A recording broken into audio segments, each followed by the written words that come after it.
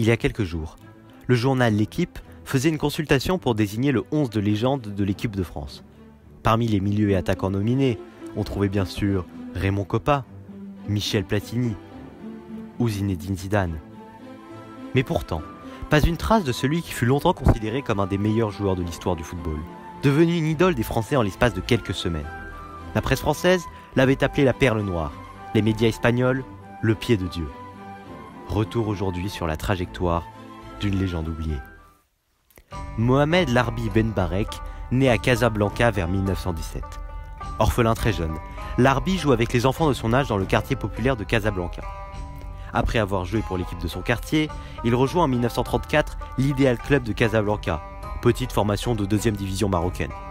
Le joueur atteint alors la finale de la Coupe du Maroc et est couvert d'éloges par la presse marocaine, puis recruté dans la foulée par l'USM de Casablanca, triple vainqueur du championnat d'Afrique du Nord. Larbi Ben Barek, ce sont déjà des dribbles envoûtants, une détente impressionnante, des feintes qui laissent les adversaires manger la pelouse. Une classe avant-gardiste.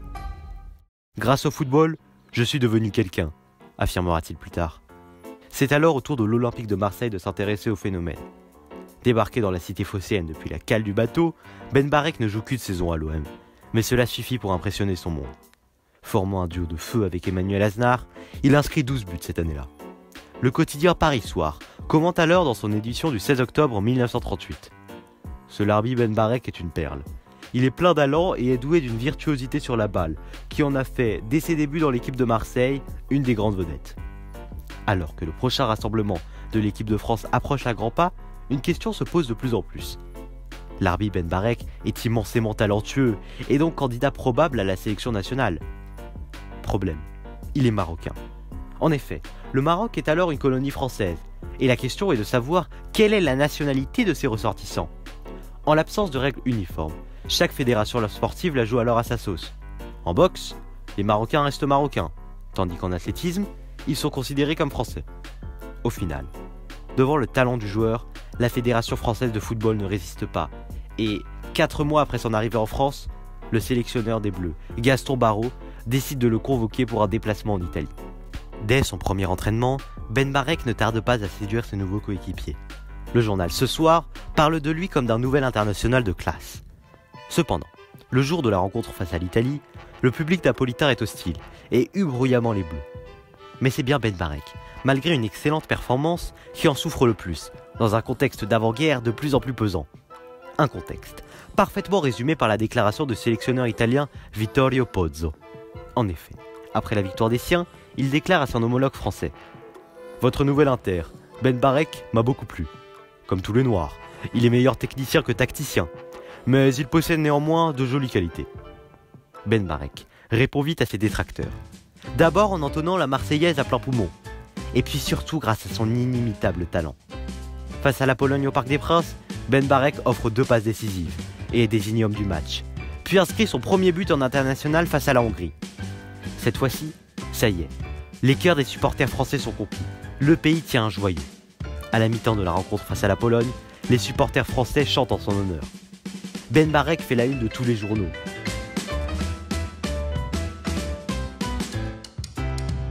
Et le quotidien L'Auto demande à ses lecteurs de trouver un surnom au joueur. Parmi les propositions, on trouve le jongleur, le sorcier ou encore le Léonidas français. C'est finalement la perle noire qui est retenue. Mais la Seconde Guerre mondiale brise alors le joueur et toute sa génération dans son élan. N'étant que français sportivement, Ben Barek échappe à la mobilisation de 1939 et rentre au pays pour porter à nouveau les couleurs de l'USM de Casablanca. À la fin de la guerre, la perle noire revient en France et s'engage cette fois-ci avec le Stade français, où le président souhaite bâtir une réelle équipe de galactiques, emmenée par Helenio Herrera, inventeur du catenaccio.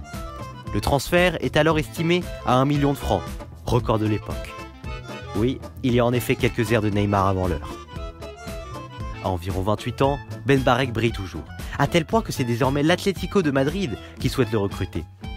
La presse sportive de l'époque s'indigne alors et titre « On peut vendre la Tour Eiffel et l'Arc de Triomphe, mais Ben Barek, jamais !» Il rejoint tout de même l'Espagne pour 17 millions de francs, encore un nouveau record. Au stade du Metropolitano, Ben Barek régale les supporters et gagne même 2 Ligas, en 1950 et 1951. En 122 apparitions sous le maillot des Colchoneros, il inscrit 60 buts et est désormais surnommé le pied de Dieu. Cependant, son départ de l'autre côté des Pyrénées marque l'arrêt de son aventure avec les Bleus, dans la mesure où il ne réside plus sur le territoire tout en n'étant donc pas français. Proche de la quarantaine, Ben Barek revient finalement à l'OM en 1953 et atteint même la finale de la Coupe de France l'année suivante. Toutefois, il ne retrouve toujours pas sa place en équipe de France, les sélectionneurs de l'époque le jugeant trop vieux pour continuer, surtout en vue d'un match de prestige face à l'Allemagne de l'Ouest, champion du monde en titre. Mais juste avant ce match, l'équipe de France doit d'abord jouer un amical face à l'Afrique du Nord au Parc des Princes, en vue de récolter des fonds au profit des sinistrés d'un tremblement de terre survenu quelques semaines plus tôt en Algérie. Ben Barek joue alors ce match, mais dans le camp adverse, du côté de l'Afrique du Nord. Capitaine, il emmène son équipe vers une victoire 3-2, terrassant les Bleus de Raymond Kopa. Sous la pression populaire, Ben Barek est finalement appelé à jouer à nouveau pour l'équipe de France à l'occasion de cette fameuse rencontre face au Ouest allemand. Cette rencontre fut d'ailleurs le premier match de l'équipe de France retransmis en direct à la télévision. Et à Hanovre, malgré son âge relativement avancé, Ben Barek balade à nouveau ses adversaires et sort sous les applaudissements du public à la 26e minute de jeu, blessé. Il s'agit alors de sa toute dernière apparition avec les Bleus, la 17e, pour 3 buts en tout. L'arbitre Ben Barek détient d'ailleurs à ce jour le record de la plus longue présence en sélection nationale, puisque 16 ans séparent sa première cape et cette ultime rencontre.